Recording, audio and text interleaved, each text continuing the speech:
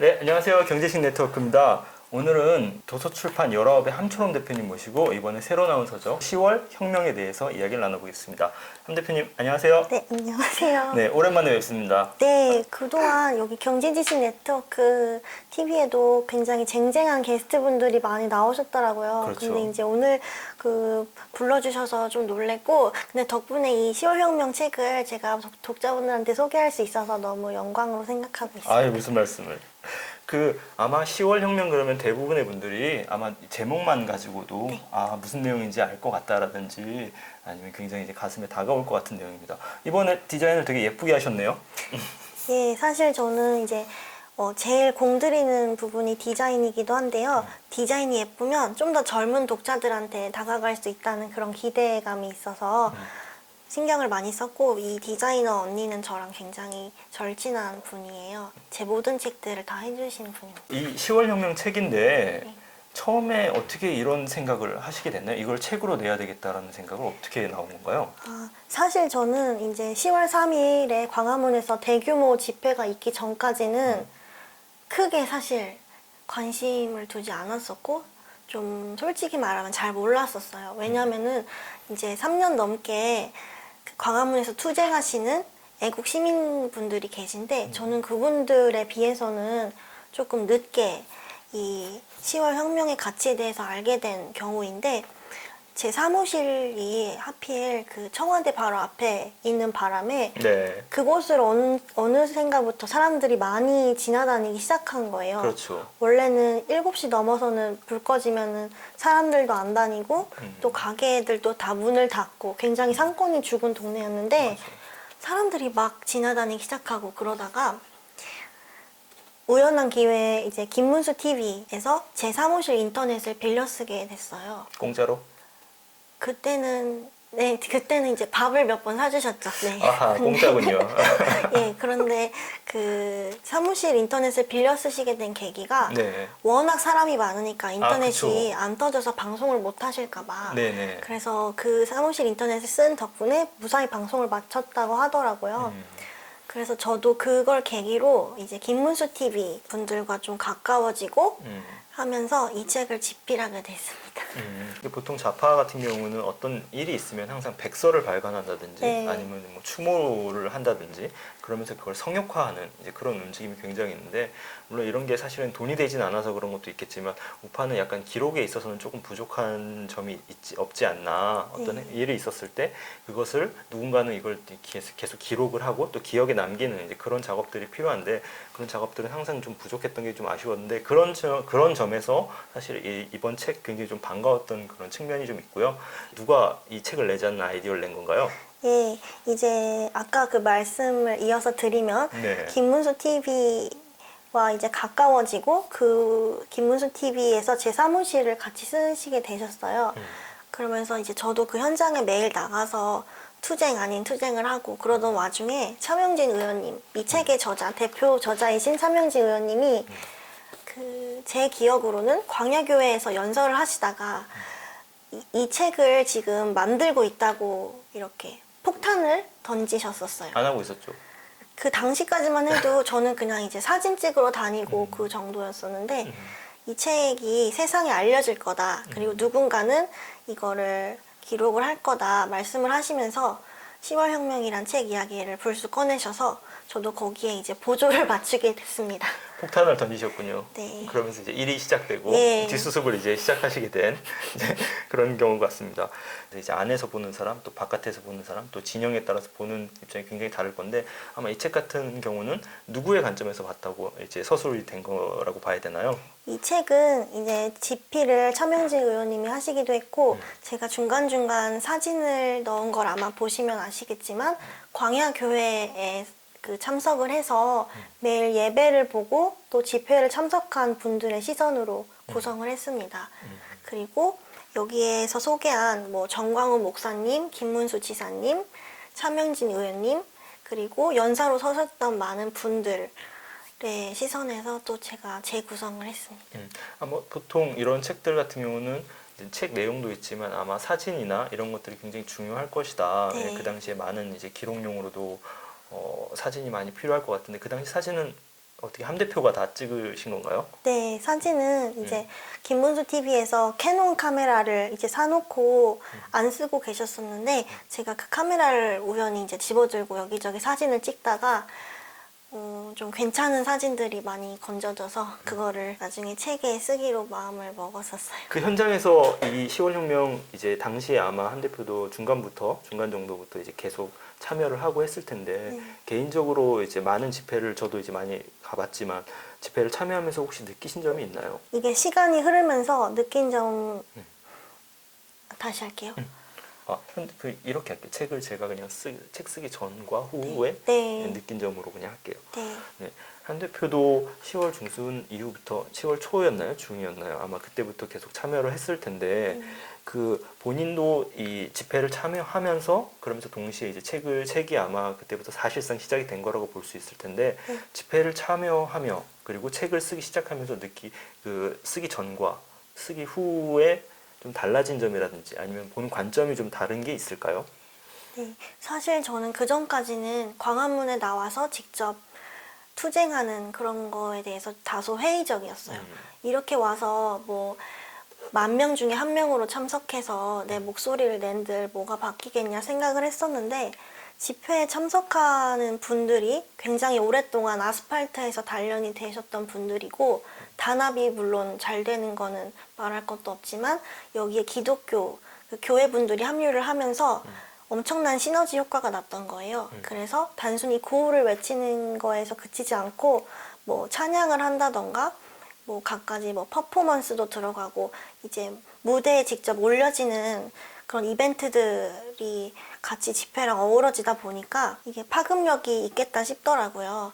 그래서 그 안에서 집회를 참여하면서 느꼈던 점은 이게 단순히 뭐 주말에 참여하는 집회로 끝나는 게 아니라 매일 밤 사람들이 그곳에서 철야 기도를 하고 텐트를 치고 잠을 자는 어디서 쉽게 볼 수 없는 풍경이 매일 이렇게 반복이 되다 보니까 그리고 그게 제 일상으로 들어오다 보니까 거기서 굉장히 감동을 많이 했고 또 이분들의 진정성을 목도하게 되면서 아, 이 책은 좀 잘 만들어서 좀 더 많은 사람들한테 읽혀야겠다 이런 사명감 같은 것도 생기더라고요. 조금 아쉬웠던 거는 굉장히 그 당시에는 그 높은 열기를 이제 보여줬는데 그 원하는 것을 어떻게 보면 이제 좀 이루는 데는 조금 부족하지 않았나라는 그런 좀 아쉬운 점도 좀 있는 것 같아요. 그래서 이 책은 사실 중간 보고 같은 느낌에 가까워요. 완결된 어떤 그 기록물이라기보다는 중간 형태의 보고서이고 물론 조국이 사퇴하지도 않았고 문재인이 퇴진하지도 않았지만 그게 다소 과격한 구호처럼 들리고 비춰질 수가 있지만 그 안에서 이제 저희가 재확인했던 거는 어떤 가능성, 이제 우파도 같이 뭉쳐서 목소리를 낼 수 있고 이게 저쪽 세력에게 어떤 위협이 되는 뭔가구나 이거를 느꼈던 계기 같아요. 그래서 다소 아쉬운 점도 있지만 그래도 현재 진행형이기 때문에 앞으로 좀 가능성이 있다고 생각합니다.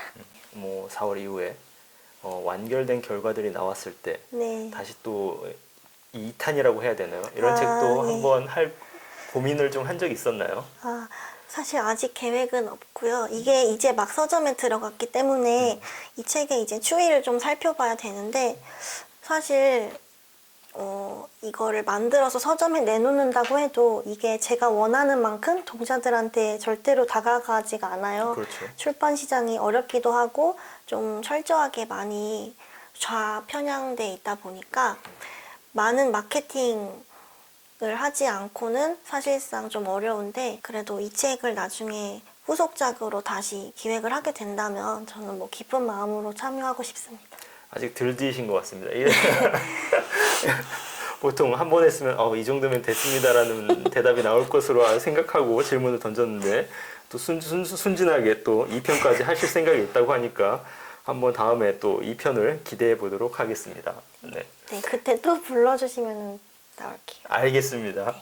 그 우파의 투쟁 방식도 과거하고 조금 그 10월 혁명 이후에 조금 바뀐 부분도 있었던 것 같아요. 네. 이게 사실은 그 어떻게 샤이 우파라고 해야 되나요?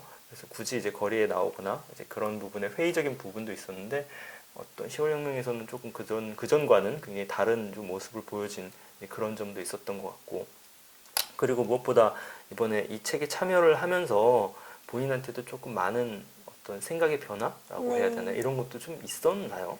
예, 사실 저는 뭐 학교도 뭐 좌파 학교라고 해도 과언이 아닐 정도의 그런 학교를 졸업했고 네. 항상 좌파들한테 둘러싸여 살았기 때문에 그들이 말하는 어떤 뭐, 뭐 박정희는 유신 독재 뭐 전형적인 레토릭들이 좀 네, 있죠. 그런 레토릭에 크게 저항을 하지 않았던 게 사실인데 그 김문수 지사님을 개인적으로 만나게 되고 뭐 일상생활에서 이제 접하게 되면서 이분이 그 과거의 고문 후유증 때문에 귀도 한쪽 귀도 잘 안 들리시고 그리고 뭐 유시민이 동료들 다 배반하고 자기 빨리 나오려고 진술서 쓰고 이렇게 했을 때도 그거랑 너무 대조되게 끝까지 이제 고문을 견디면서 동료들을 지킨 분이잖아요.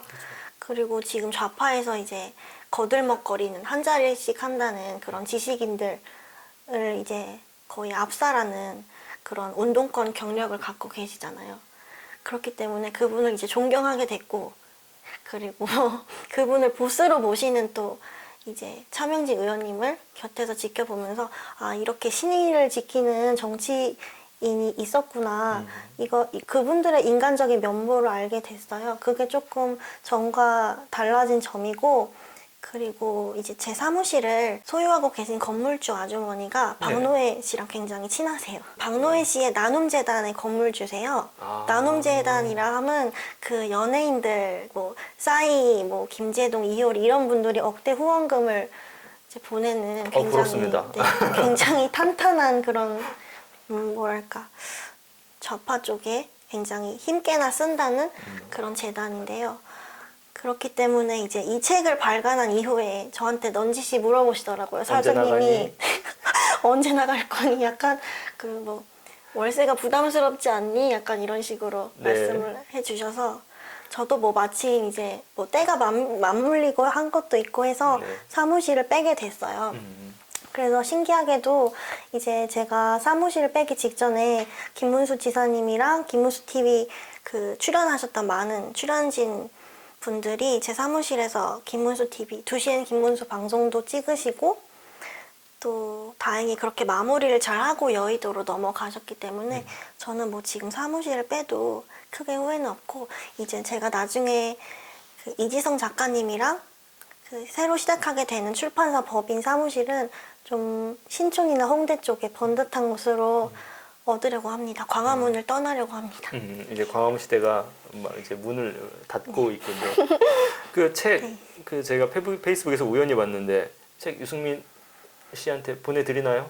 아, 예, 그게 이제 제가 예전에 네. 저의 과거를 밝히면 네. 싫어하시는 분들도 있으실 거예요. 뭐 곧 알게 될 겁니다. 네.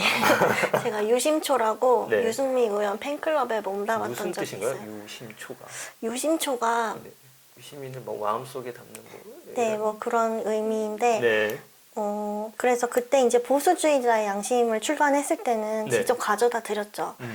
그랬더니 굉장히 좋아하시면서 뭐 출판사가 어디에 있고 뭐 몇 층에 무슨 건물에 있고 뭐 그 어떻게 생겼고 뭐 그런 거에 대해서 되게 관심을 갖고 물어보시더라고요. 그러면서 신간이 나오면 꼭 좀 보내달라고 하셔서 근데 이제 정치사회 신간이 나왔는데 보니까 좀 그분한테 보내기에는 애매한 내용인 거예요. 그게 그분 입장에서 약간 뜨할 수도 있는 내용이겠네요. 그러니까 저도 그 과정에서 네. 이제 제가 그 유승민 의원의 팬으로 처음 이제 나는 보수 우파다 이런 정체성을 자각을 했다가 이승만을 알게 되면서 아 나는 그동안 우파가 아니었구나 이런 생각을 했었거든요. 그러니까 저도 점점점 이렇게 오른쪽으로 옮겨오게 된 케이스인데 어쨌든 유승민 의원님한테 보내드리고 싶지만 그 상처를 받으실까 싶어서 저는 이미 환승을 했습니다. 네, 김문수 네. 김문수 지사님 네. 쪽으로.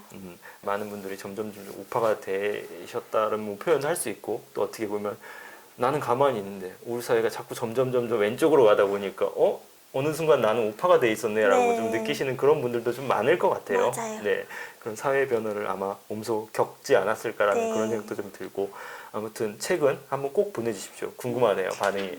이 책은 네. 사실 목차를 조금 간략하게 말씀드리면 네. 이제 처음에 정광훈 목사님이 어떻게 효자동에 오게 됐는지부터 시작을 해서 지사님이 과거에 어떻게 운동권 생활을 하셨고 다시 어떻게 새롭게 운동권 투사로 광야에 서게 됐는지 그 과정을 훑고, 그리고 10월 3일 그 10월 혁명이라고 불리는 이 집회 열기를 좀 담았고요. 그리고 이 책의 가장 메인은 광야교회에 매일 오셔서 철야 기도를 하고 밤을 새우셨던 분들의 인터뷰를 수록한 건데요. 이 인터뷰가 이름 없는 그런 시민분들의 생생한 워딩이 살아있기 때문에 자기가 우파가 아니거나 보수가 아니어도 충분히 이제 감정적으로 설득이 가능한 그런 부분들이에요. 그래서 이 사람들이 그냥 돈 받고 나와서 태극기 집회를 하는 게 아니라 이런 이유가 있어서 그 추운 날 거리에 나와서 이렇게 했었던 거구나. 이거를 일반 평범한 2030 친구들이 좀 알아줬으면 좋겠어요. 10월의 혁명 책을 잘 만들어서 너무 고맙고요. 앞으로도 또 나오는 책들마다 굉장히 잘 내서 기본적으로 좀 출판사가 잘 또 운영되기를 기대합니다. 오늘 출연해주셔서 대단히 고맙습니다. 네, 감사합니다.